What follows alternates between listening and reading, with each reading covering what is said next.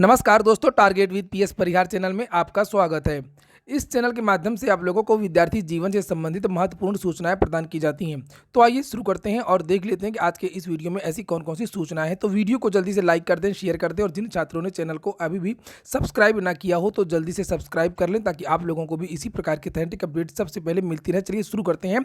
सबसे पहले बात होगी उत्तर प्रदेश अधीनस्थ सेवा चयन आयोग की। जैसे कि मैंने पहले ही बताया था, मैंने बहुत सारे वीडियोज बनाए थे और आप लोगों से बताया था कि आज यूपी ट्रिपल एससी में एक बहुत बड़ा महत्वपूर्ण धरना प्रदर्शन होने जा रहा है। ये यूपी ट्रिपल एससी की बाहर की तस्वीरें हैं। विद्यार्थी यहां पर पहुंच चुके हैं। विद्यार्थियों की बहुत सारी मांगे, जैसे कि मैंने अभी बताया आप लोगों को कि जितने भी पदों का अधियाचन आया हुआ है इस समय लगभग 35 से 40 हज़ार पदों का, उनका शीघ्र से शीघ्र विज्ञापन जारी किया जाए।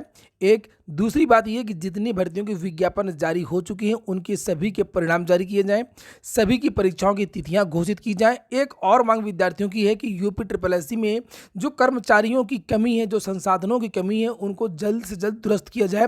ये मांग की गई है उत्तर प्रदेश सरकार से। चूंकि ये भी कहा जाता है समय समय पर कि उत्तर प्रदेश अधीनस्थ सेवा चयन आयोग में कर्मचारियों की कमी, संसाधनों की कमी है, जिससे वो कोई भी कार्य नहीं कर पाता है, ना तो परीक्षा ही आयोजित करवा पाता है और ना ही परिणाम जारी कर पाता है। और ज़्यादातर जो कर्मचारी हैं या तो वो रिटायर्ड हैं या तो वो प्रतिनियुक्ति पर यहाँ पर काम कर रहे हैं केवल कुछ दिनों के लिए, या तो कुछ कर्मचारी संविदा पर हैं। इसलिए विद्यार्थी तो आज पहुंच ही रहे हैं, चाहे वो बोरिंग टेक्नीशियन के छात्र हों, चाहे वो जूनियर असिस्टेंट के छात्र हों, बहुत सारी भर्तियों के छात्र यहाँ पर पहुंच रहे हैं। लेकिन जो लखनऊ के जो छात्र हैं लोकल के, वे लोग अभी भी तुरंत पहुंच सकते हैं। पूरे लखनऊ के ही छात्र जो अधीनस्थ सेवा चयन आयोग की परीक्षाओं की तैयारी कर रहे हैं केवल वही पहुंच जाएंगे, तभी आपका काम हो सकता है। यूपी ट्रिपल एससी की जो लापरवाहियां हैं, मनमानियां हैं, उसमें कहीं ना कहीं उत्तर प्रदेश अधीनस्थ सेवा चयन आयोग के जो प्रतियोगी छात्र उनका भी बहुत बड़ा योगदान है।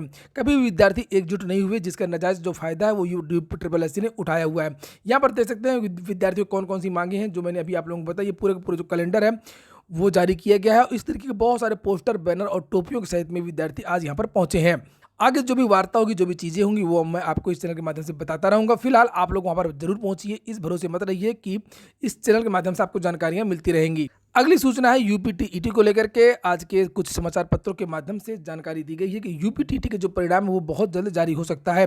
दैनिक जागरण की अगर हम लोग माने तो उसमें लिखा हुआ है कि होली के पहले पहले यूपी टीईटी के जो परिणाम वो जारी हो जाएगा।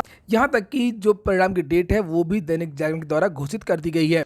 ये देखिए दैनिक जागरण की खबर है और यहाँ पर लिखा हुआ है कि संभावना जताई जा रही है कि यूपीपीईबी से होली से पहले यानी शुक्रवार 18 मार्च तक परीक्षा के नतीजे घोषित किए जा सकते हैं। और केवल दैनिक जागरण नहीं, और भी समाचार पत्रों के माध्यम से जानकारी दी गई है कि होली के पहले यानी कि आने वाले 1 या 2 दिनों में यूपी टीईटी का जो परिणाम है वो जारी कर दिया जाएगा। ये देखिए लिखा हुआ है ऐसे में, ये यूपी टीईटी का जो परिणाम है वो जारी कर दिया जाएगा यूपी टीईटी के जरिए। देखिए तो अब ये सुगबुगाहट तेज हो गई है कि हो सकता है कि यूपी टीईटी के जो परिणाम है वो आने वाले 1 या 2 दिन में जारी हो जाएं। अगली जो सूचना है वो ओबीसी आरक्षण में जल्द बड़ा बदलाव।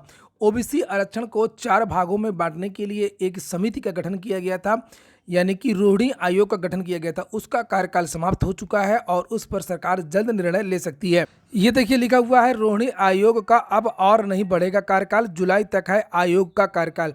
इसको लगातार बढ़ाया जा रहा था और कम से कम 1 दर्जन बार इसकी जो डेट है वो बढ़ाई जा चुकी है। लिखा है आरक्षण के बाद भी अब तक इसका लाभ से वंचित ओबीसी अन्य पिछड़ा वर्ग की अधिकांश जातियों को अब उनका हक मिल सकेगा। यानी कि ओबीसी में बहुत सारी जातियां हैं और ये कहना था आयोग का कि बहुत कुछ ही जातियों को आरक्षण का लाभ मिल पाया। जो 27% रिजर्वेशन ओबीसी को दिया जाता है उसमें केवल 2 या 3 जातियों को ही इसका लाभ मिला है और बाकी की लगभग 40 से 50 जातियां ऐसी हैं जिनकी हालत एससी और एसटी से भी बदतर है। समय समय पर जो बहुत सारी राजनीतिक पार्टियां इन जातियों को ओबीसी की उसमें एससी में डाल देती हैं और एसटी में डाल देती हैं, लेकिन इनके विकास के बारे में नहीं सोचा गया, ऐसा कहना है आयोग का। और इसलिए अब जातियों के हिसाब से अलग अलग रिजर्वेशन को बांटा जा सकता है, इस आयोग ने ये बात कही है। लिखा केंद्र सरकार की ओर से जस्टिस जी रोहिणी की अगुवाई में गठित आयोग ने ओबीसी जातियों के उपवर्गीकरण का काम पूरा कर लिया है। इससे जुड़ी एक प्रारंभिक रिपोर्ट मार्च के अंत तक केंद्र को सौंपने के संकेत दे दिए गए, यानी इसी महीने, और बाकी कामों को भी 31 मार्च 2022 के पहले पहले पूरा करने का लक्ष्य रखा गया है। आयोग ने यह तेजी तब दिखाई जब सामाजिक न्याय एवं अधिकारिता मंत्रालय ने साफ कह दिया है कि अब उसका जो कार्यकाल है वह और नहीं बढ़ेगा। वैसे भी आयोग का कार्यकाल अब तक करीब दर्जन भर बार बढ़ाया जा चुका है। राजनीति की वजह से किसी सरकार की ये हिम्मत नहीं पड़ रही है कि ओबीसी आरक्षण को 4 भागों में बांट दिया जाए, जिसकी जो मांग है वो जो ओम प्रकाश राजभर हैं वो भी समय समय पर करते रहे हैं और भी बहुत सारे लोग करते रहे हैं। भारतीय जनता पार्टी ने तो बहुत पहले इसकी घोषणा की थी, लेकिन अभी तक यह लागू नहीं हो सका है।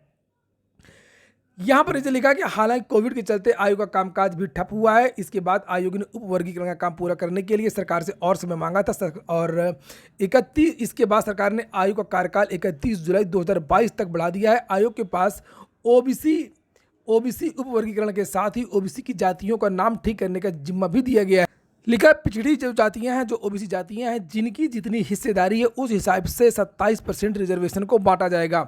यहाँ पर लिखा हुआ है कि उनकी आबादी के आधार पर तय किया गया है। साथ ही इन्हें 2, 6, 9 और 10% आरक्षण देने की योजना भी बनाई गई है। यह प्रस्ताव पूरी तरीके से वैज्ञानिक आधार पर तैयार किया गया है। आंध्र प्रदेश और कर्नाटक आदि राज्यों में ओबीसी को पहले ही 4 श्रेणियों में बांटा जा चुका है। मालूम हो कि देश में मौजूदा समय में कम से कम ओबीसी की 2600 से ज्यादा जातियां हैं। अगली सूचना उत्तर प्रदेश लोक सेवा आयोग की है। लिखा प्रवक्ता भर्ती के लिए पहली बार हुई परीक्षा ने छुड़ाया पसीना, पेपर काफी टफ था। लिखा राजकीय इंटर कॉलेज जीआईसी में प्रवक्ता पुरुष महिला भर्ती 2020 की मुख्य परीक्षा प्रयागराज और लखनऊ के 33 केंद्रों पर रविवार को 2 सत्रों में हुई। लगभग 91% विद्यार्थी इस परीक्षा में अपीयर हुए और यहाँ पर लिखा कि पेपर खराब होने से 18 ने छोड़ दी परीक्षा। चूंकि पेपर टफ था इसलिए दूसरी पाली की जो परीक्षा वो कई अभ्यर्थियों ने छोड़ दी। अगली सूचना है एक ही तारीख पर पीसीएस और एचजेएस मेंस एक विवाद हो गया है और लिखा है उत्तर प्रदेश लोक सेवा आयोग की सम्मिलित राज्य प्रवर अधीनस्थ सेवा सामान्य चयन पीसीएस 2021 और हाईकोर्ट के हायर जुडिशियल सर्विस 2020 की मुख्य परीक्षा एक ही तिथि में पढ़ने से छात्र परेशान हो गए हैं। हजारों अभ्यर्थी ऐसे हैं जिनका दोनों ही भर्तियों की प्रारंभिक परीक्षा में चयन हुआ है और उन्होंने मेंस के लिए आवेदन किया है। पीसीएस मेंस 23, 24, 25 और 27 तारीख को है, जबकि एचजेएस मेंस 25, 26 और 27 मार्च को होनी है। असिस्टेंट प्रोफेसर की स्क्रीनिंग परीक्षा कल से शुरू होगी। लेकर 15 मार्च को 11 से लेकर के 1 बजे तक होगी। 19 विषयों की राजकीय महाविद्यालयों की ये परीक्षा होने जा रही है। आज से माध्यमिक शिक्षा सेवा चयन बोर्ड में इंटरव्यू शुरू हो रहे हैं। लिखा इंटरव्यू में कोडिंग व्यवस्था लागू कर दी गई है। प्रधानाचार्य के 632 पदों पर भर्ती के चयन बोर्ड साक्षात्कार आज से शुरू हो जाएगा। प्रदेश के अशासकीय सहायता प्राप्त माध्यमिक विद्यालयों में प्रधानाचार्य के पदों पर भर्ती के लिए इंटरव्यू की प्रक्रिया 14 मार्च से शुरू होने जा रही है। साक्षात्कार में पारदर्शिता एवं गोपनीयता के लिए पहली बार कोडिंग की व्यवस्था लागू की गई है। अगली सूचना राजस्थान से आई एक भर्ती की है। आज के समाचार पत्रों में दिया हुआ कि 1136 पदों पर भर्ती निकली है। पशुपालन विभाग में पशुधन सहायक की भर्ती है। आयु 18 से लेकर के 40 साल तक मांगी गई है। योग्यता यहाँ पर लिखी हुई है। उम्मीदवार के पास मान्यता प्राप्त विश्वविद्यालय से भौतिकी, रसायन विज्ञान और जीव विज्ञान, कृषि में स्नातक की डिग्री होनी चाहिए। इसके अलावा पशुधन सहायक का 1 वर्ष का कोर्स का जो प्रशिक्षण होता है, जो डिग्री या कोर्स होती है, वो भी विद्यार्थी के पास होनी चाहिए। चयन प्रक्रिया यहाँ पर नीचे लिखी है और ये वेबसाइट है जिसे आप लोग यहाँ पर देख सकते हैं और आवेदन कर सकते हैं अपनी योग्यता के अनुसार। अगली सूचना एसएससी की है। लेकर सीजीएल 2021 टियर 1 11 से लेकर 21 अप्रैल तक होगी। कर्मचारी चयन आयोग की कंबाइंड ग्रेजुएट लेवल सीजीएल परीक्षा टियर 1 11 से लेकर 21 अप्रैल तक, कंबाइंड हायर सेकेंडरी लेवल परीक्षा 2021 टियर 1 24 मई से लेकर के 10 जून तक आयोजित की जाएगी। वहीं पर आज के समाचार पत्रों में युवा मंच की एक मांग लिखी हुई है। लिखा वापस लिए जाएं छात्रों पर दर्ज मामले। एनटीपीसी व रेलवे ग्रुप डी की छात्रों की मांगों को आरआरबी की ओर से स्वीकार कर लिया गया है। युवा मंच के अध्यक्ष राजेश सचान का कहना है कि अगर शुरुआत में मांगों पर विचार कर हल किया जाता तो छात्र आक्रोशित नहीं होते। वहीं युवा मंच अध्यक्ष अनिल सिंह ने कहा कि एनटीपीसी व ग्रुप डी के छात्रों की मांगों को स्वीकार कर लेने के बाद छात्रों पर दर्ज मुकदमों को हटा लेना चाहिए। अंतिम सूचना सीटीईटी की है। सीटीईटी की लिखा मेल पर आ गई पूरी कॉपी। केंद्रीय माध्यमिक शिक्षा बोर्ड सीबीएसई की ओर से पहली बार ऑनलाइन कराई गई केंद्रीय शिक्षक पात्रता परीक्षा सीटेट उत्तर पुस्तिका अभ्यर्थियों के ईमेल पर भेज दी गई है। प्रश्न पत्र पर प्राप्त आपत्तियों के निस्तारण के बाद में संशोधित उत्तर कुंजी के आधार पर मूल्यांकित उत्तर पुस्तिकाएं भेजने से अभ्यर्थियों को पता चल गया कि उनका कौन सा प्रश्न सही हल किया गया और किसमें विद्यार्थियों ने गलती की है। तो ठीक है दोस्तों, फिलहाल ये हो गया आज का वीडियो अगर आपको अच्छा लगा हो तो वीडियो को लाइक कर दें। जिन छात्रों ने चैनल को अभी भी सब्सक्राइब ना किया सब्सक्राइब कर लें। पूरा वीडियो सुनने के लिए बहुत बहुत धन्यवाद।